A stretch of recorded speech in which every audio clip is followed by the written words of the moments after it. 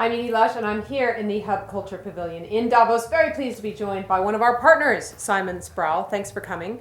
Head of Communications for the Renault-Nissan Alliance. Tell me about the technology that's in your mind at the moment.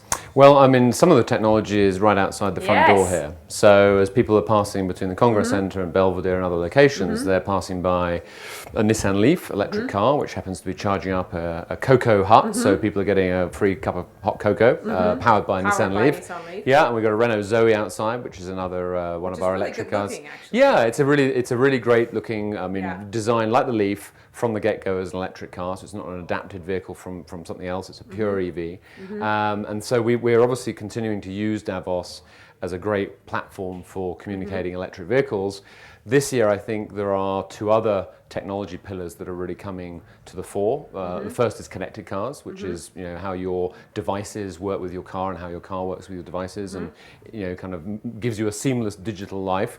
And the third, which I think is probably the most impactful in terms of broader society, is autonomous vehicles. So, well, let's start with the electric car. How is the acceptance of EVs? How's the acceptance of electric cars? Well, our view is that most people now accept that electric is now part of the mix.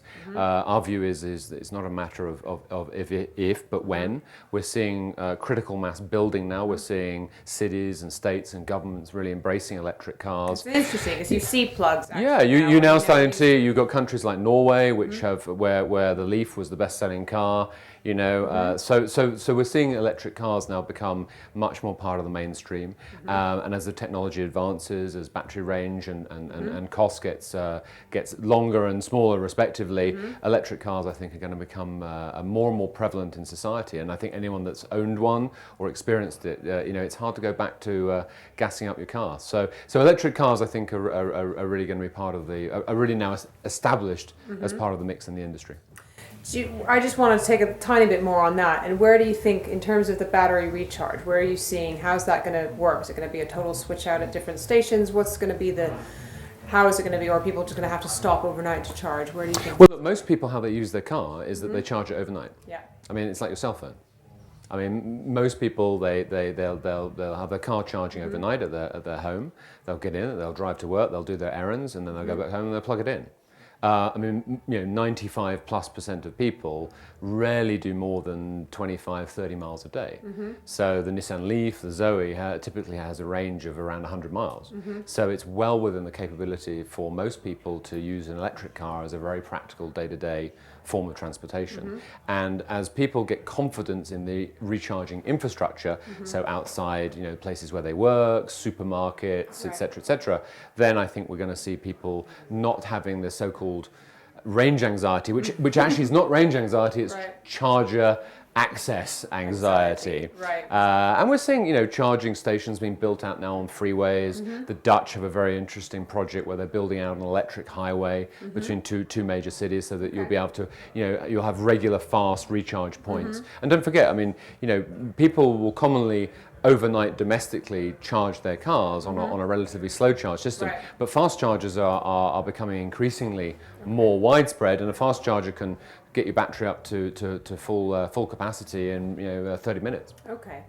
Tell me about the cloud, this idea of taking your device as your car, and what do you mean by that? Well, I think we've just seen a convergence now of whether it's wearable tech, whether it's carryable tech, it's now drivable tech, right? I mean, so technology is pervasive in everything that we do and everything that we own and every part of our lives.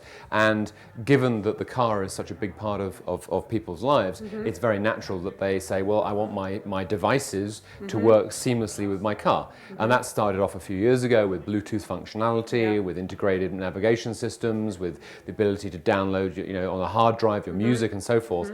And where it's going now is fully connected cars that are effectively part of your devices, whether it's your iPad, whether it's your phone, and the whole system works together. And the car is also interacting with its environment. So as you're driving, close to a Starbucks, you may get a prompt saying, well, you want to pull over and get a cup of coffee. And I mean, as sensors become much more widespread, as this so-called Internet of Things becomes much more prevalent, so the car is just a fantastic platform for connectivity.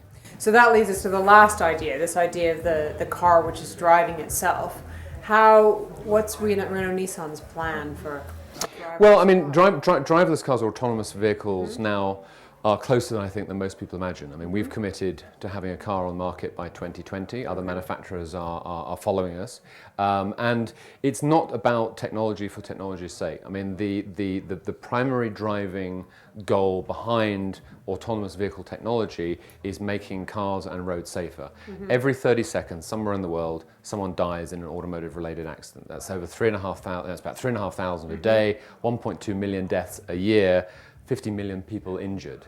So how does that make it? How is that safer? Well, autonomous systems basically remove the driver error, which is most commonly the cause of an accident. Okay, but it is. Just think when last you went on an aeroplane. I mean, True. you never see, True. the door's locked now, so you never see who the pilot is, Yeah. or whether there's even anyone in the cockpit, Right. and you don't know whether the plane is being flown manually or whether it's on full autopilot. But I guess there is the moment when things might start to go wrong, where you do want to know that there's the element. And interestingly, the parallel with the airline industry is there, because an autopilot system, there's always at least two guys in the cockpit, right? And they can manually override the system at any moment in time. And so what we're getting into now as we develop the technologies is these technologies are very much can be turned on or off.